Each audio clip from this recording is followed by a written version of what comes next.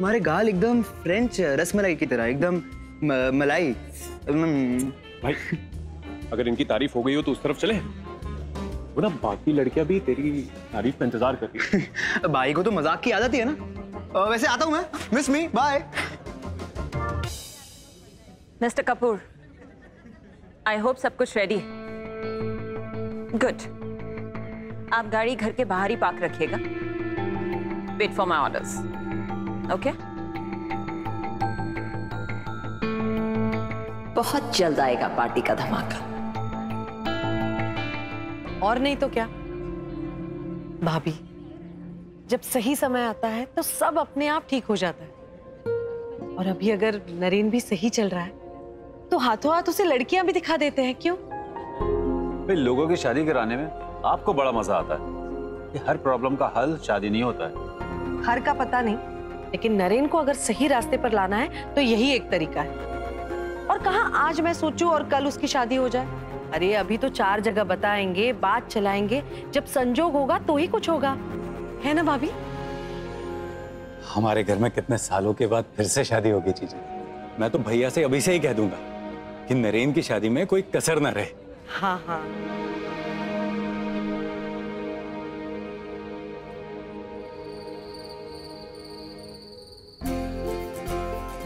I hope Supriya के हमारे घर में पार्टी के ऐसे मौके बार बार आए। जी। अरे इसी बहाने नरेन भी सबसे थोड़ा सोशलाइज कर सकेगा। And by the way, New York से आज फिर से फोन आया था उनका। क्या कह रहे थे? कुछ खास नहीं, यूं ही जनरल बातें, हालचाल वगैरह पूछ रहे थे।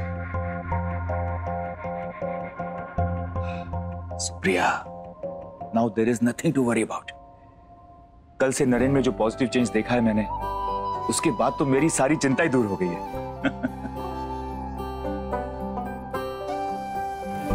आपने इतने शौक से नरेन के लिए ये सूट बनवाया है, फिर उसके कमरे में भिजवाया क्यों नहीं?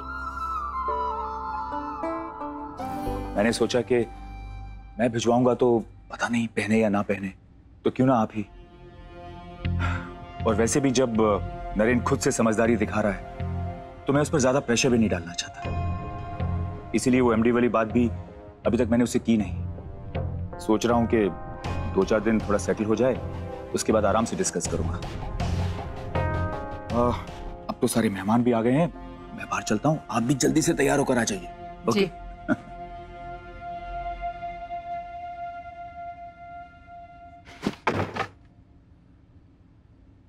माँ आप तो जानती है, फिर भी ये सब।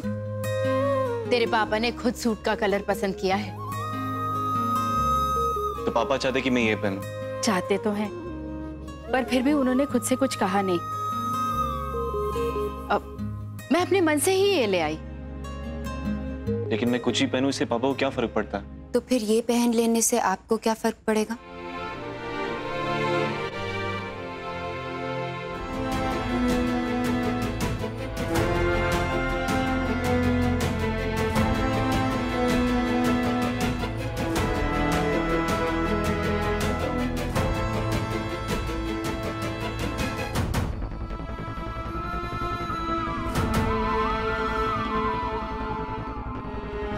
क्या आप यही चाहते हैं पापा? एक्चुअली बेटा, लेकिन ये सब मैंने। क्या आप भी यही चाहते हैं?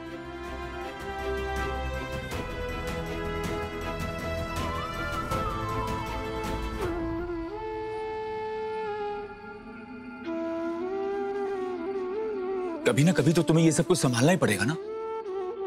After all you are my only son. तो क्या आपका बेटा होने की कीमत अदा करनी पड़ेगी?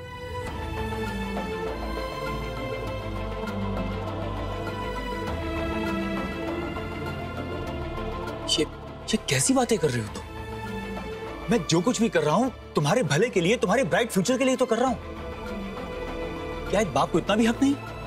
बिल्कुल है। अगर अपने बेटे के फ्यूचर में खुद का स्वार्थ ना देखे तो।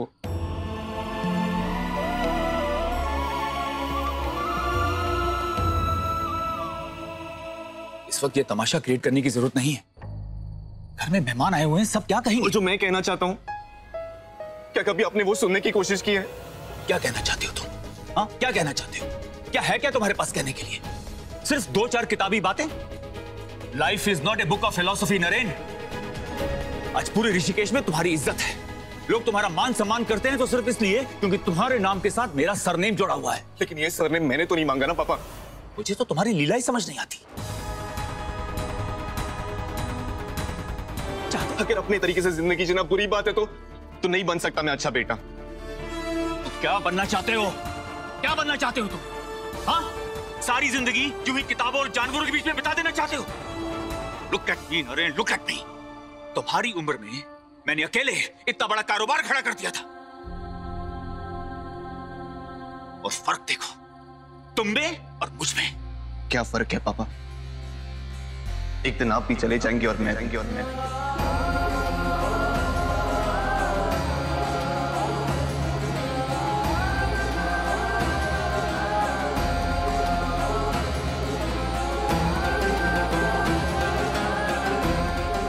भैया मैं क्या कहती हूँ?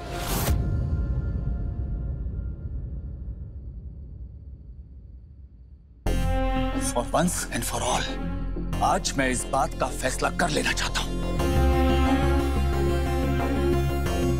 मिस्टर नरेन व्यास, क्या तुम चुपचाप बिना किसी बहस के बिजनेस ज्वाइन करोगे या नहीं? हाँ या ना?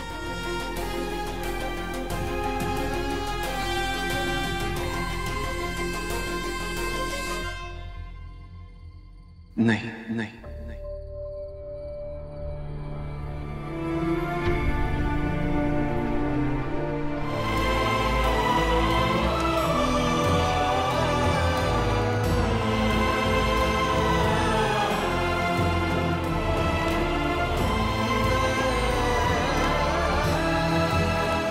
आपको बेटा नहीं अपना कारोबार संभालने के लिए मैनेजिंग डायरेक्टर चाहिए।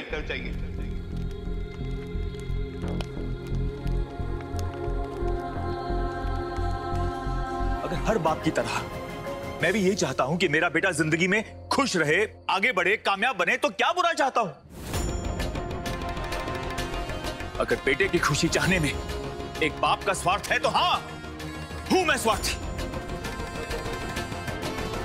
बिना किसी मेहनत के सब कुछ इतनी आसानी से मिल रहा है ना साहबजादे को, इसीलिए जुबान खुल गई है, क्योंकि कदर नहीं है किसी चीज की।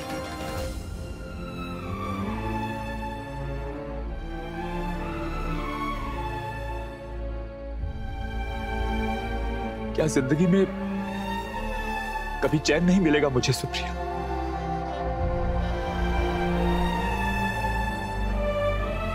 नीलिमा, नरेन इन सब चीजों को लेकर किस तरह से रिएक्ट करता है, ये तुम्हारे लिए कोई नई बात तो नहीं है? That's the reason मैंने ऐसा किया। And no sweets, please। अपने भाई की तरफदारी मत शुरू कर देना। तुम उनकी जिंदगी भर चापलूसी कर सकते हो, लेकिन मैं अपने बेटे के लिए ऐसी जिंदगी नहीं चाहती। फिर तुम ऐसा क्यों कह रही हो? भैया हमारे बारे में कितना सोचते हैं।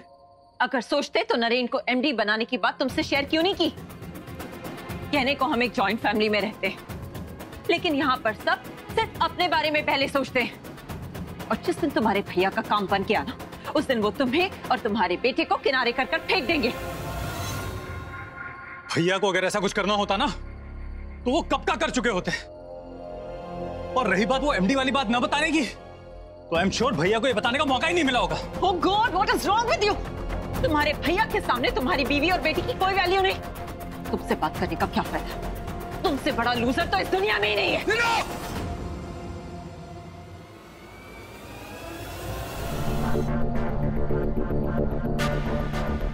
बढ़िया है ना?